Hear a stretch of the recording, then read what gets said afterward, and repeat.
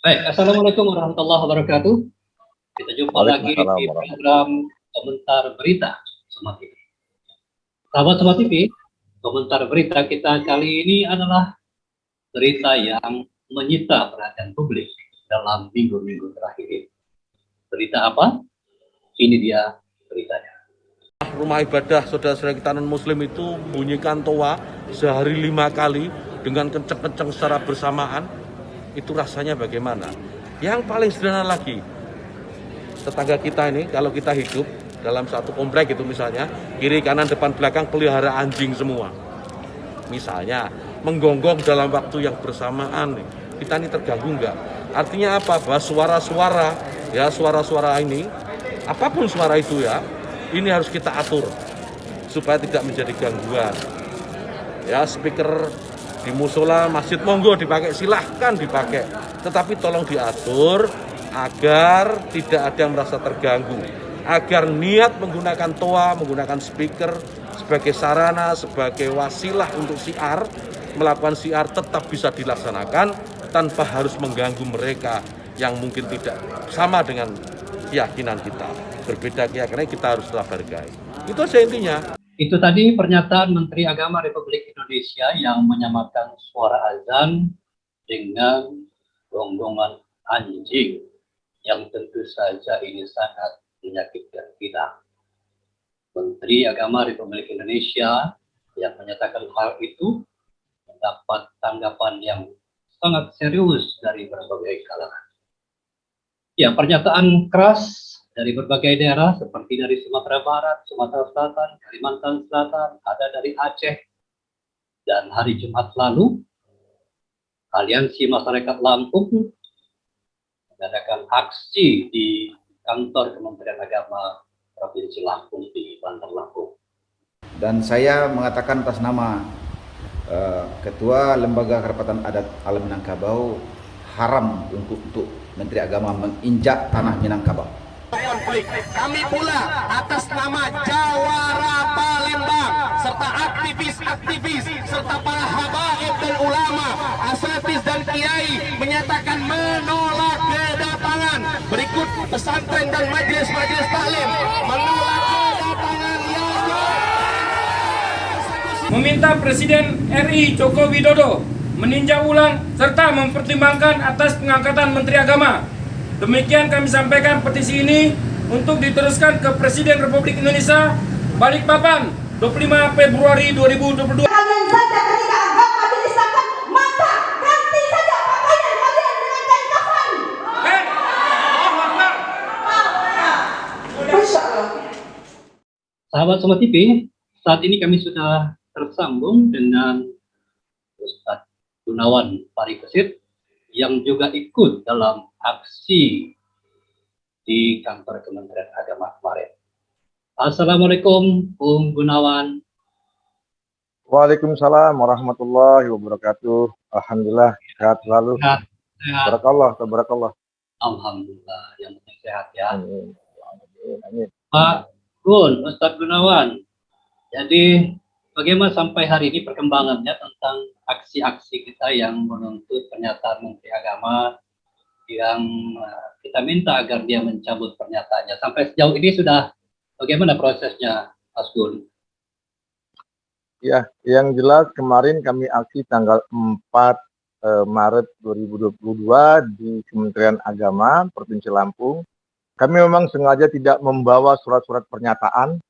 Jadi kami langsung mengungkapkan suara hati kami langsung di sana, karena pernyataan-pernyataan itu khawatir akan menjadi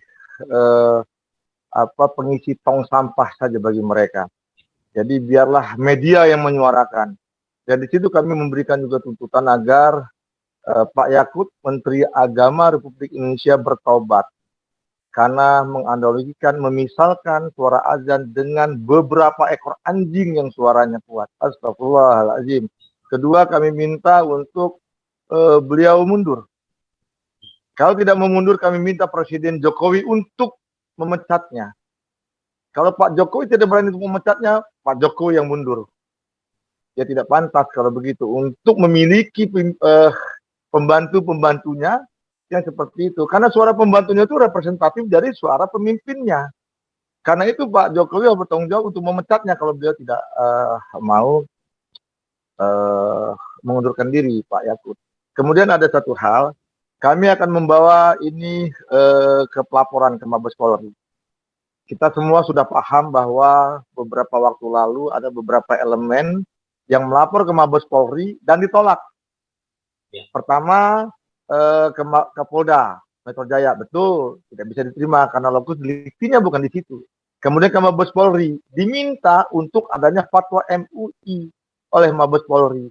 Lupa bahwa pada Ijtima Ulama ke-7 Komisi Fatwa Majelis Ulama Indonesia yang dihadiri oleh seluruh Dewan Pimpinan MUI Pusat, kemudian Komisi-Komisi Fatwa MUI Pusat, dan Dewan Pimpinan MUI Provinsi se-Indonesia dengan Komisi Fatwanya, itu ada membuat kriteria, konstitusinya adalah, itu berupa fatwa, kriteria tentang penodaan agama, dibuka tentang ketentuan hukum, nomor 1, di poin F, yang menyatakan apa penodaan agama itu, tentang simbol-simbol dan atau hal yang sakral.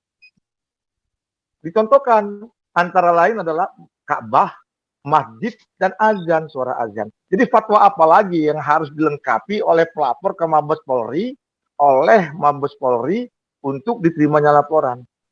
Kalau masih saja fakta itu kami berikan ke Mabes Polri, yang insya Allah dalam waktu dekat ini, di hari Jumat insya Allah, Jumat tanggal 11 Maret ini akan kami buat laporan ke Mabes Polri. Kalau Mabes Polri masih menolak, ada apa? Jangan-jangan Mabes Polri melakukan diskriminasi. Karena ini umat Islam.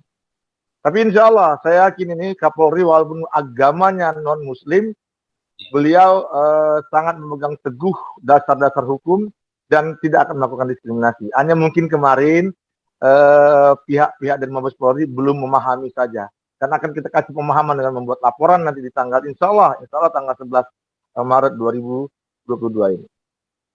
Mas Gun, itu apa namanya, itu kalau nggak salah sudah hampir minggu kedua ya sejak Menteri Agama menyampaikan pernyataan itu. Sampai hari ini yang Mas Gunawan dengar atau ini perkembangannya ada sikap langsung, maksudnya dari Yakut sendiri. Justru sikapnya membuat kegaduhan kembali dengan menyatakan bahwa agama dijadikan untuk hal-hal yang bla bla bla bla. Saya nggak tega juga ngomongnya itu. Alih-alih mau minta maaf ya. Alih-alih mau minta maaf. Ya, dengan tanda kutip, wallahu a'lam bishawab, bahkan akan mengerahkan sebuah ormas. Allah lagi.